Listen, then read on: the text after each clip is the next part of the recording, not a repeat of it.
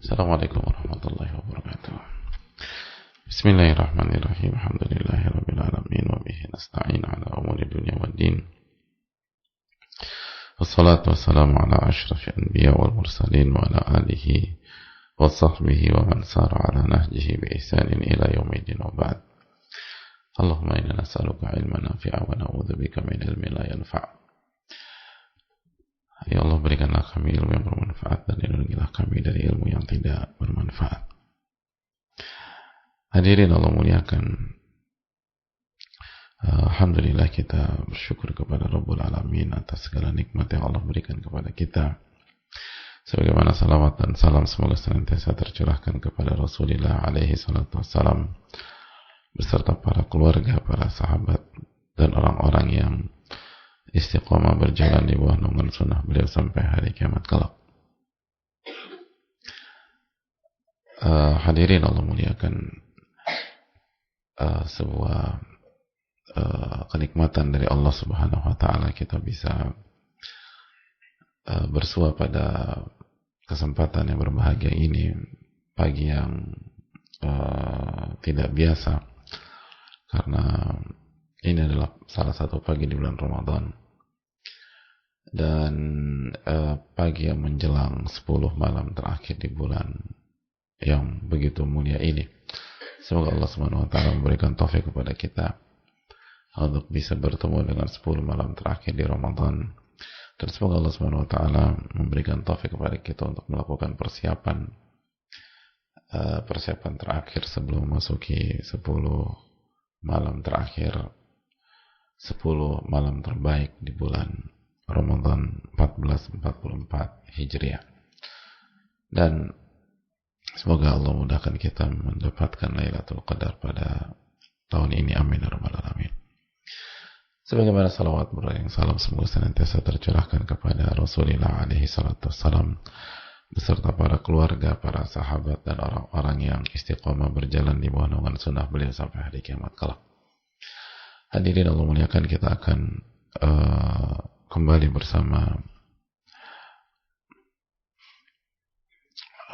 Riyadhus Shalihin bersama Al-Imam Yahya bin Sharaf bin Murri Abu Zakaria atau yang biasa dikenal dengan nama Al-Imam An-Nawawi rahimahullahu ta'ala, dan masih bersama bab Birrul Walidain dan Silatul Arham, dan masih bersama hadis-hadis yang dibawakan oleh Al-Imam An-Nawawi rahimahullahu ta'ala. Dan kita masuk ke hadis Asma binti Abi Bakar As-Siddiq radhiyallahu ta'ala anhumah. Al-Imam An-Nawawi, semoga Allah merahmati beliau, keluarga beliau, orang tua beliau, guru-guru beliau, dan semoga Allah merahmati seluruh ulama dan umat sampai akhir zaman nanti. Beliau menyampaikan rahimahullahu ta'ala, wa an Asma binti Abi Bakar As-Siddiq radhiyallahu ta'ala anhumah, dari Abu Bakar atau dari Asma, anaknya Abu Bakar As-Siddiq radhiyallahu ta'ala anhumah. Asma anak dari Abu Bakar radhiyallahu ta'ala anhu.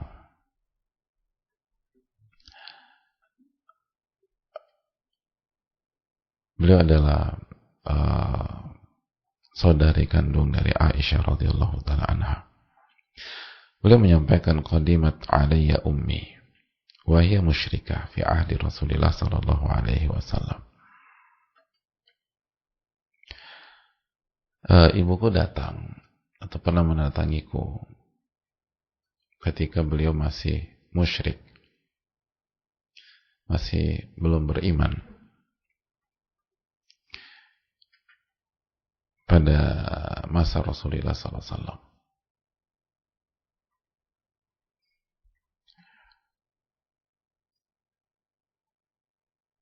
atau pada saat perjanjian dengan Nabi kita Sallallahu Alaihi Wasallam. Perjanjian di sini Hudaybiyah. Fastaftaitu Rasulullah Sallallahu Alaihi Wasallam. Maka aku meminta fatwa dan bertanya kepada Rasulullah SAW.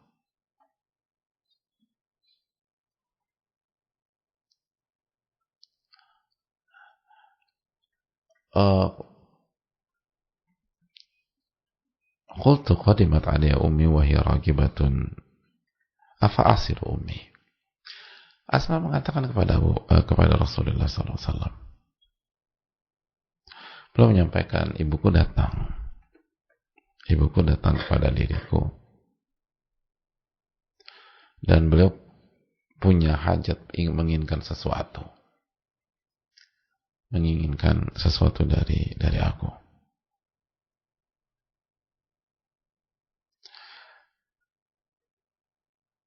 Hadirin Allah muliakan,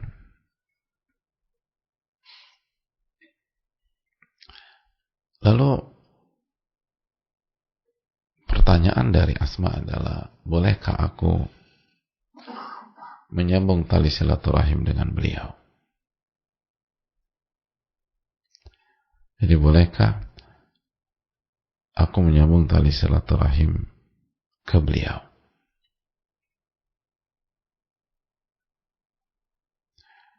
Lihat, beliau minta izin karena ibunya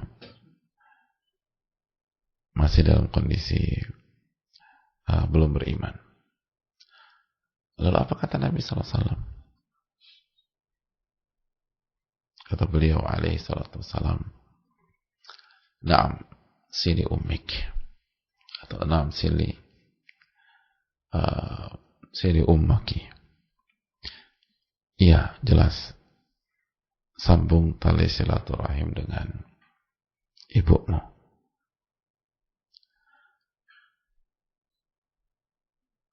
Sambung tali silaturahim dengan ibumu.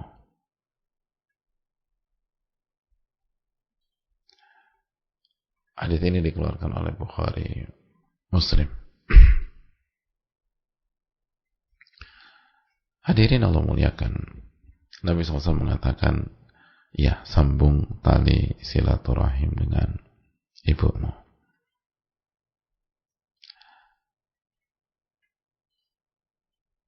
Mari kita bersama dengan hadis ini.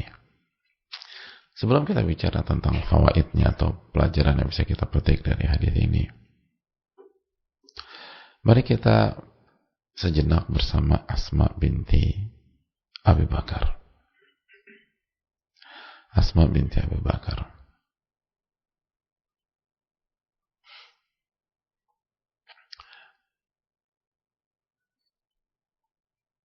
Hadirin Allah muliakan, siapa beliau? Beliau adalah nama besar dalam sejarah kita. Beliau adalah sebuah nama yang tidak boleh dilewatkan. Bagaimana tidak? Beliau adalah anak dari Abu Bakar As-Siddiq radhiyallahu taala anha. Ayahnya adalah Abu Bakar radhiyallahu taala anhu.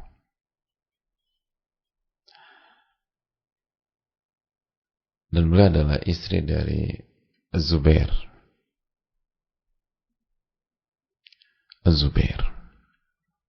Dan beliau adalah anak dari Abdullah bin Zubair. Abdullah bin Zubair.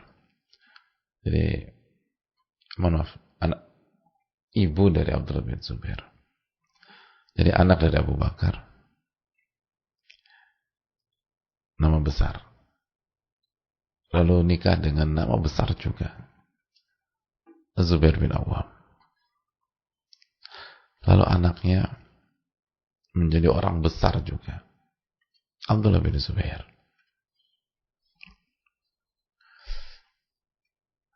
Jadi wanita yang hidupnya bersama orang-orang besar. Hidupnya di lingkungan nama-nama terbaik, Abu Bakar As-Siddiq, Az-Zubair bin Al-Awwam, lalu Abdullah bin Zubair. Hadirin Allah muliakan,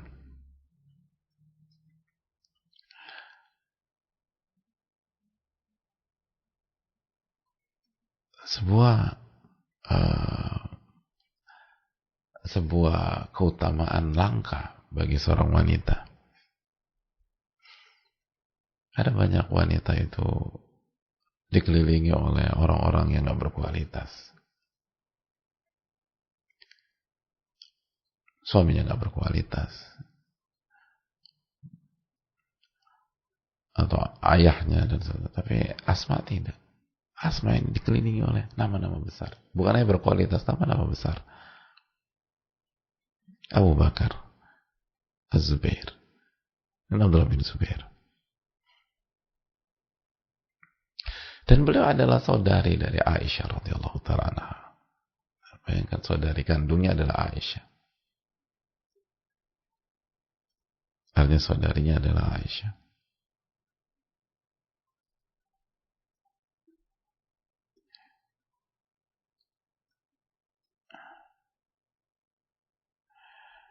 Hadirin Allah muliakan, dan beliau lebih tua daripada Aisyah.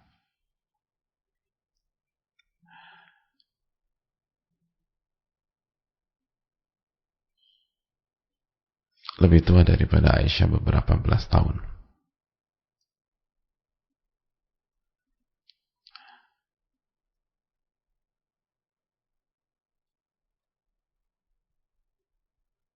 Hadirin yang semoga Allah muliakan.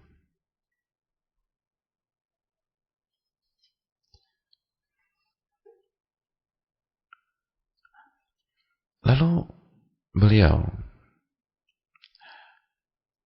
lahir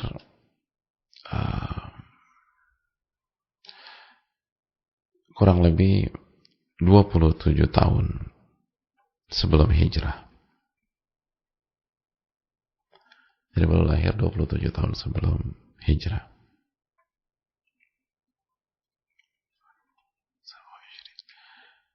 Dan beliau masuk Islam. Termasuk orang-orang yang awal-awal masuk Islam. Lalu beliau berhijrah ke Madinah dalam kondisi hamil. Bayangkan, beliau berhijrah dari Mekah ke Madinah.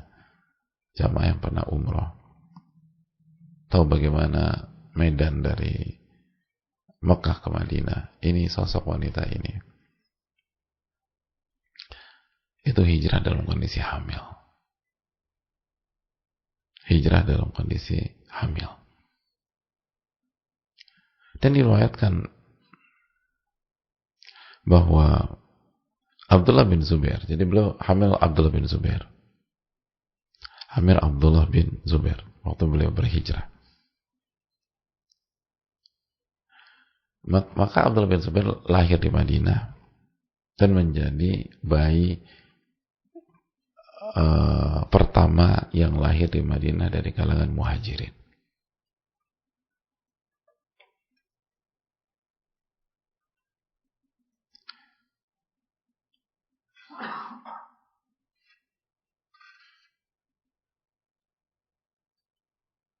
Hadirin Allah muliakan.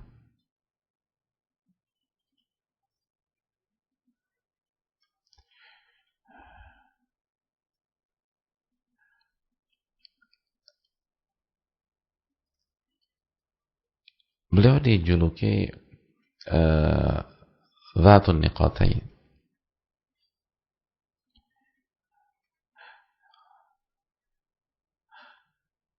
atau wanita yang memiliki dua sabuk atau dua ikat pinggang atau dua selendang. Nitaqain. Kenapa disebut Dzatun Nitaqain? Karena pada saat Nabi SAW dan Abu Bakar berhijrah, diriwayatkan Asma menyiapkan makanan, lalu ia belah sabuknya atau selendangnya atau ikat pinggangnya dan digunakan untuk mengikat makanan. Jadi beliau belah jadi dua, jadi Dzatu Nitaqain ini, yang menunjukkan bahwa bagaimana totalitasnya dalam mendukung hijrahnya Rasulullah SAW dan ayah beliau.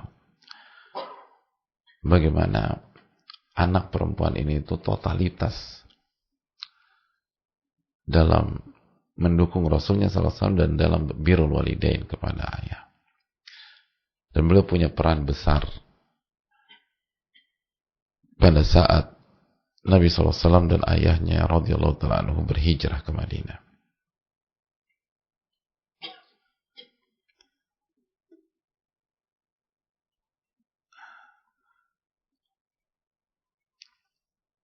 Dan pengorbanannya luar biasa.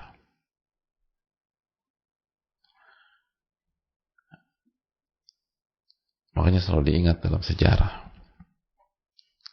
Dan Asma adalah orang yang, atau wanita yang sangat fasih.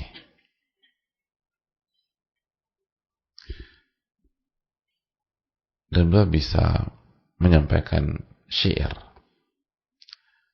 Kecerdasan linguistik beliau luar biasa.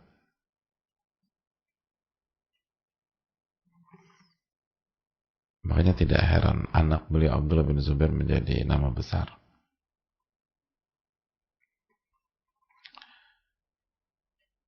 Dan diriwayatkan bahwa Abdullah bin Zubair menjadi yakin ketika berhadapan dengan Hajjaj bin Yusuf itu karena nasihat dari Asma binti Abi Bakar, ibunya. Ini menunjukkan betapa fasihnya seorang ibu. Itu sangat penting bagi seorang anak. Ibu yang jago bicara untuk kebaikan, untuk pendidikan, itu sangat mempengaruhi mental dan keberanian seorang anak. Bukan hanya anak perempuan, tapi anak laki-laki. Jadi ibu yang jago dalam bicara, seperti Asma.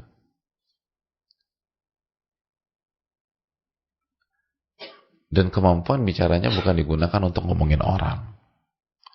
Kemampuan bicaranya bukan digunakan untuk gibahin orang, bicarakan aib orang, atau nggak jelas ngomongin A, ngomongin B. Kemampuan bicaranya digunakan untuk mendidik. Untuk membangun narasi bagi keluarganya, khususnya bagi anak-anak. Untuk mengarahkan, untuk memotivasi, untuk mensupport, untuk mengangkat moral. Dan itulah Asma binti Abi Bakar.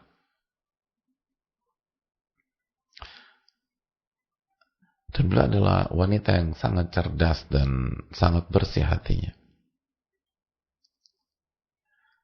Dan wanita yang dikenal melibatkan hati dalam aktivitas dan kehidupannya.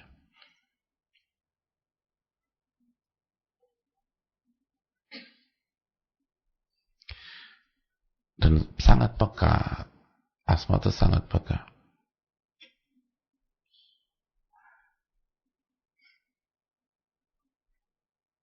Hadirin Allah muliakan.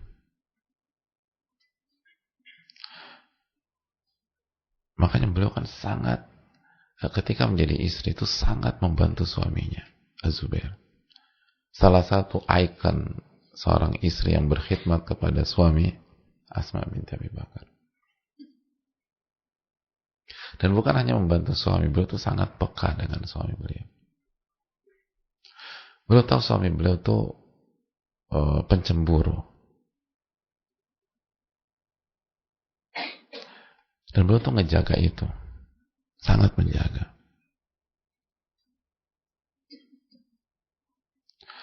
Suatu ketika beliau tuh lagi jalan karena ngebantu suami.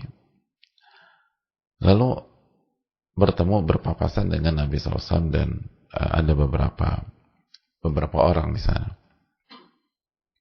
Dan Nabi SAW sedang naik kendaraan. Lalu Nabi SAW menawarkan, kalau bahasa kita goncengan, naik saja belakang saya, kata Nabi SAW. Ini Nabi SAW.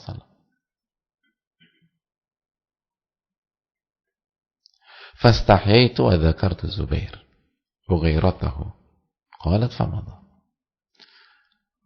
Padahal Asma lagi capek nih, lagi bawa bawa bawa sesuatu, ditawarin uh, goncengan, dan yang nawarin Rasulullah SAW. Kesempatan. Tapi pada saat itu Asma mengingat karakter suaminya. Kata saya mengingat Zubair, suami saya, dan betapa beliau cemburu. Maka Asma menolak, gak usah, makasih. Maka berlalulah Rasulullah SAW. Para capek loh. Asma tuh dalam mensupport Zubair tuh sangat capek. Sampai-sampai ayahnya Abu Bakar As-Siddiq itu mengirim khadim kepada Asma, pihak yang ngebantu ini untuk mensupport, untuk ngurus kudanya Az-Zubair. Itu Asma sampai mengatakan, ya Allah, orang yang dikirim oleh ayahku itu bukan hanya sekedar bantu aku, tapi kayaknya seperti aku tuh dimerdekakan. Saking capeknya kerjaan rumah tangga atau kerjaan Asma binti Abi Bakar. Tapi selama itu nggak ngeluh gitu, dijalanin, berkhidmat sama suami. Makanya ikon berkhidmat kepada suami di tengah-tengah para sahabat adalah Asma. Nah, mental ini itu nanti menyebar ke bidang-bidang lain. Jadi bermula dari berkhidmat kepada suami,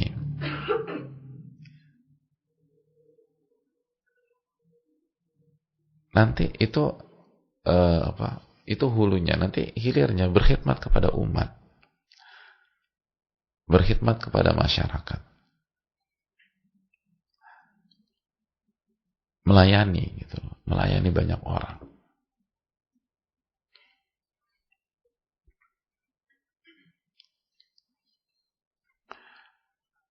Makanya kan Asma binti Abi Bakar salah satu wanita yang dikenal sangat dermawan. Sampai-sampai Ibnu Zubair radhiyallahu ta'ala mengatakan, saya nggak pernah melihat ada wanita yang paling dermawan dibanding dua orang, Aisyah dengan Asma. Itu kata Ibnu Zubair. Aisyah dan Asma, saudari ini, Aisyah dan Asma. Tapi royalnya tuh beda, dermawannya tuh beda, kata Ibnu Zubair. Kalau Aisyah itu dermawannya pakai mantap menabung, kata beliau. Ditabung, begitu udah banyak baru dibagi-bagiin. Tapi kalau Asma nggak pakai mantap menabung, ada kasih. Nggak punya tabungan Asma. Nggak punya tabungan. Makanya kalau ada yang bertanya, sebenarnya kita tuh perlu nabung nggak sih? Gitu loh. Bebas aja. Itu kembali kepada setiap orang. Orang-orang saleh dulu itu ada yang punya mazhab menabung, ada yang punya mazhab nggak menabung. Gitu. Dan itu kan hak masing-masing, uang dia. Ada yang menabung seperti Aisyah, tapi situ dibagi-bagiin, dikasih ini, dikasih. Ada seperti Asma nggak pakai nabung, kasih.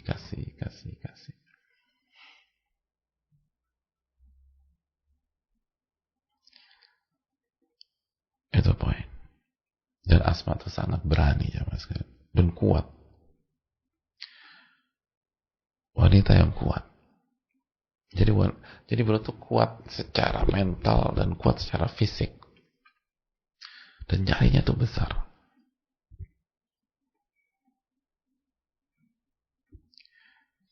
Nyalinya tuh sangat besar.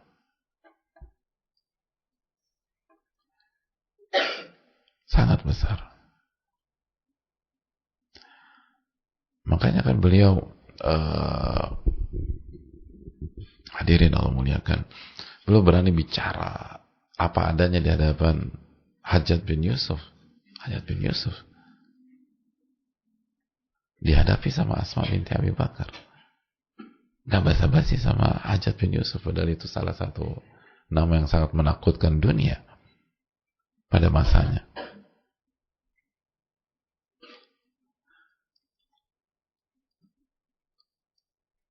Tapi Asma, ya seperti itu Asma. Lalu beliau berhijrah dalam kondisi hamil. Jadi bayangin gak sih berhijrah dalam kondisi hamil?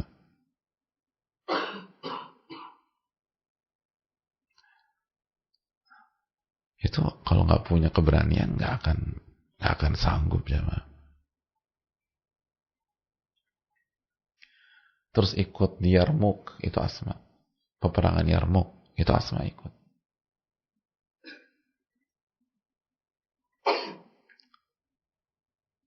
Radhiyallahu ta'ala anha. Dan beliau motivasi Abdullah bin Zubair untuk berhadapan ketika agak ragu pada saat berhadapan dengan Hajjaj. Itu Asma yang menenangkan dan membuat tegar.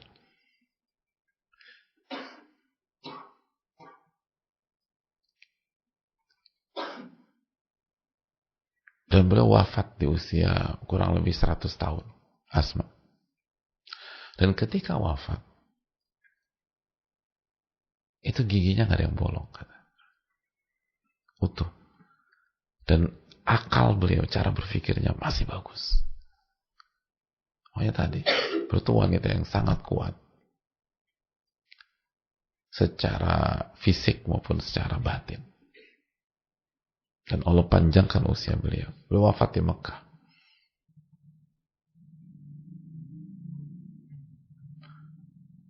Kurang lebih di tahun 73.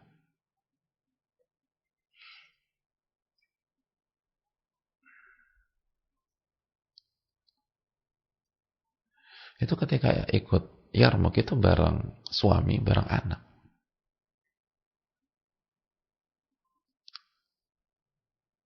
Jadi wanita yang luar biasa.